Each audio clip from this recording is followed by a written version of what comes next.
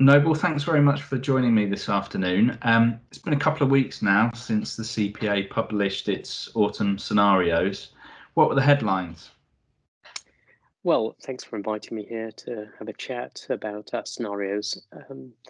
Looking at our scenarios, one of the things we were keen to do is not just churn out a forecast as a consultancy would do. Because of the high degree of uncertainty, we produce a set of scenarios. So that means that we've covered the angle of a second national lockdown, which we have in our economic scenario as what we're describing as a W shape recession or recovery. So what it means is we had recession in Q2 when we had the initial lockdown. June and Q3 was very good, and hopefully your members are finding that. And we had a sharp recovery as we opened up most of the economy. But as we enter the second national lockdown, you're going to find that large parts of the economy are closed, primarily on the services side, in terms of person-to-person interaction services, so hospitality, accommodation, food, tourism.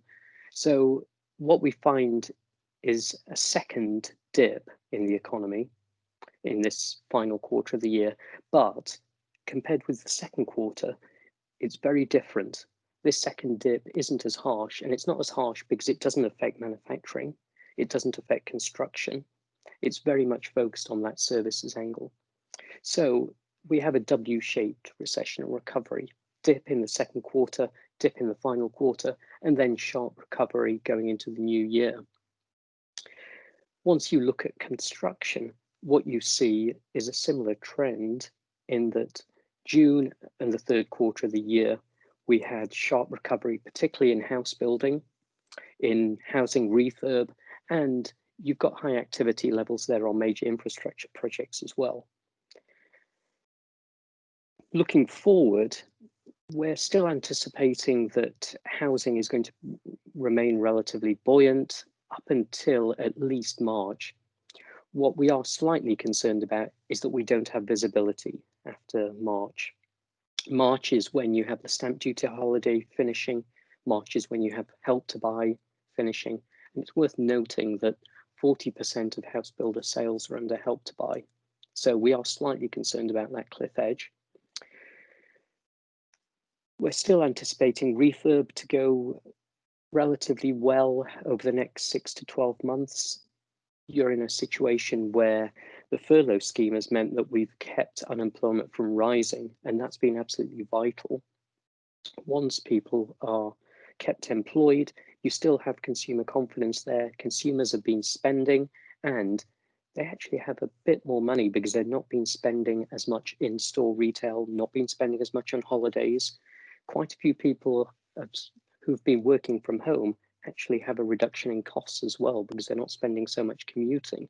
And whilst they're at home, they're able to manage some small refurb projects. So refurb has gone very well since the social distancing restrictions eased, and we're expecting it to continue to be relatively buoyant over the next 6 to 12 months.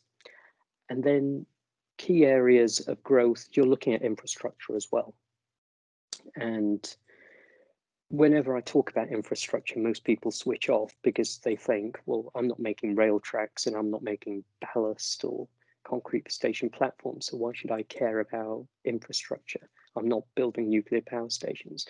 That's true, you're probably not, and you're not making products going into those, but an awful lot of infrastructure is for the buildings that go associated with the major infrastructure projects. So if you're doing a project, look at Crossrail, which is still going rather staggeringly. Look around Tottenham Court Road Station.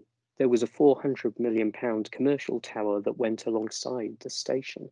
And that tower is retail, offices, residential. So it's always worth looking at infrastructure for new opportunities, even though directly it's not your sector. Indirectly, it probably is. So you mentioned in that answer the distinction between scenarios versus forecasts, and that's all because of lack of predictability. What are the main risks as you see them when we're recording this on the 11th of November? Yeah, I'm glad you put the date in there because things are changing very quickly.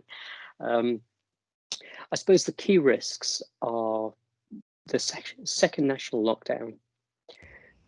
Currently, the second national lockdown isn't as strong as the first national lockdown.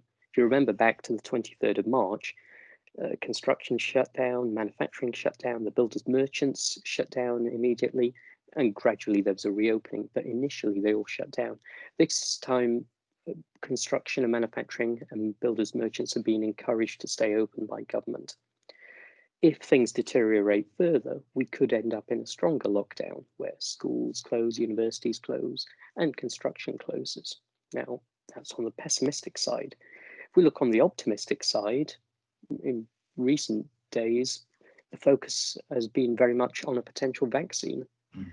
And what we could end up with is a situation where we go into the spring and actually, if we have a vaccine that is fully tested, works on more than 90% of those people that use it, if people choose to take it as well, we may end up in a situation where suddenly next year actually looks a bit better than we were anticipating. So there's positives or negatives to that risk. Government policy reliance is one of our key risks as well. If you look at our key areas of growth for next year, housing is primarily being driven by low interest rates, by stamp duty holiday, by help to buy. And given we've got the cliff edge there at the end of March, there's a slight concern there about the reliance we have on government policy. And if you go outside of house building on the new house building side, you're looking at infrastructure, which is funded by government largely. So again, there's a high reliance on government policy delivery there. Then once you get into housing refurb, after this flurry of doing initial refurb projects based around people working from home, you're into areas of energy efficiency retrofit that could be generating activity. And we know that we need to retrofit 80% of the 29 million housing stock. Government has put in place funding for retrofitting energy efficiency work on residential through the Green Homes Grant. The problem is government doesn't have a good record of these policies, as we saw with CERT, feed-in tariffs on solar photovoltaic, and of course Green Deal. With the Green Homes Grant, the funding is there, but only till the end of March at this point. And given that most small contractors are actually very busy doing standard refurb projects, they don't have the capacity to take on Green Homes Grant activity as well. So if government is going to be successful in that, then they're going to need to extend the deadline for Green Homes Grant energy efficiency retrofit activity. So there's quite a few risks in terms of government policy reliance. But again, if government actually delivers on its policy announcements, that's a boon for the industry. Then just two final quick risks, which is contractor margins, which I mention all the time. And if you go pre-COVID in 2018, 2019, the average pre-tax margin of a top 10 UK contractor was minus 0.1%. And so that's the good years. Now, what we know about this post-COVID environment we're working in is that productivity on site is still lower than it was pre-COVID. Contractors have done a lot to make sure that productivity is improved given site operating procedures, social distancing, and other safety measures. But productivity on site is still 10 to 15% lower than it was pre-COVID. So the key issue from our perspective is if projects are going to take longer and cost more, projects signed pre-COVID, who's going to pay for that? Given what major contractor house and house building margins are like. Final risk, Brexit. And We nearly made it through. Indeed, nearly. Unfortunately, we don't have enough time to go through all the Brexit issues that are there, but clearly Brexit does provide a key risk, given that this final quarter of the year is likely to be a dip for the economy. If we face issues after the implementation period, it's likely to be in the first quarter of the year. So what we don't want to happen is a dip in economic activity this quarter and then another one in the first quarter of the year. So it's essential that we get a free trade agreement with the EU to ensure as smooth as possible leaving the implementation period on the 31st of December, and then hopefully we can get back to an increased degree of certainty in the first quarter of the year. You've answered in that question my next question, which was going to be around positive and upside risks, and there were a few in there, so reasons for us to seek some solace. I'm going to put a different question to you then, and that's that I saw in the Bank of England's MPC forecast. They were all predicated on there being some level of comprehensive free trade agreement. Do you think they'd be bullish? At the moment, we have a free trade agreement at the top level with detail to be ironed out later at 60% probability, which clearly means 40% probability of no deal, disorderly exit from the EU. And there's a high degree of error possible around those probabilities. So I think the Bank of England are a bit on the optimistic side, but they do to a certain extent have to toe the government policy line when they're making their assumptions. And you notice that when you go back to the scenarios and forecasts that they were running in spring and summer, which is they only had a V-shape a recession and recovery in there, and then last week had to suddenly switch to a W-shape, whereas we're not strictly having to adhere to government policy as the CPA. So when it was springtime, summer, and in autumn, we've had that V-shape recession and recovery. We've had the W-shape as well. And we've also had a no deal scenario in there to take account of the possibility of no deal. So I think when you're an official body like the Bank of England, albeit they are technically independent, you do have to work on the assumption that government policy. So I know, given all of the risks that we've talked about, one of the things that member companies are really struggling with is how to plan their budgets for 2021. What would be the kind of top advice that you'd give them, given the unpredictable backdrop? Two things. The first thing I would say is,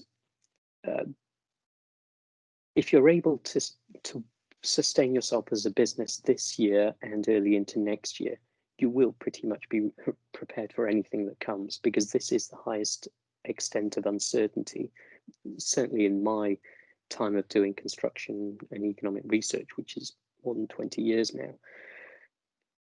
In addition to that, always look for the opportunities.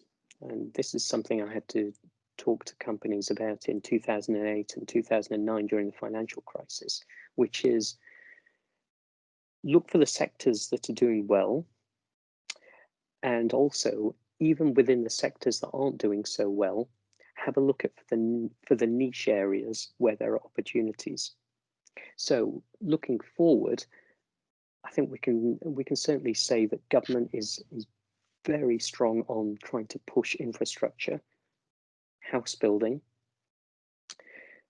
energy efficiency retrofit, and even within areas such as infrastructure, there are niches in which you can benefit from, even though it's not your primary area. So look for the major projects within that infrastructure area, but also the small associated projects that go alongside it. You only need a small niche and a project within that, and a sub project within that, and it's still tens of millions of pounds worth of work. So if we, I mean, there's lots of uncertainty at the moment. If we take a step back and view things with a much wider lens, what do you think of the long-term economic shifts that BMA members should be thinking about, not just in 2021, but through the 2020s? From government's perspective, they're very clear that they want to push infrastructure. Government wants to work hard on moving to levelling out, so a greater proportion of infrastructure in the north. Now, given what's occurred around COVID and lockdowns, you might see that they've taken a bit of a hit the other way in terms of levelling out, but that just means government will have to work even harder to push finance and infrastructure activity in the north, as well as construction generally around housing. In terms of key areas long-term outside of levelling out in the north, I think you have to be looking towards net zero. And given that we have COP26 in Glasgow next year, it will be high on the government's agenda. The government originally was going to be having a 3-year spending plan this autumn, which they had to postpone given the high degree of uncertainty, and 80% of the bids for capital expenditure in that spending review had a net zero component to it. So net zero is very clearly where government will be driving things over the next 3 to 5 years, but also over the next 10 years. And that's whichever political party you're looking at. It's where the opportunities will be, and there will be a lot of investment, not just from government, but also private investment as well. And net zero, of course, big interest for our members includes water efficiency, doesn't it? And yes. That's all part of that agenda. Yes, water and energy efficiency all together. It'd be absolutely critical. Noble, thanks very much. You've been very generous with your time, and look forward to seeing you at future CPA meetings. Thank you very much. Good to speak to you.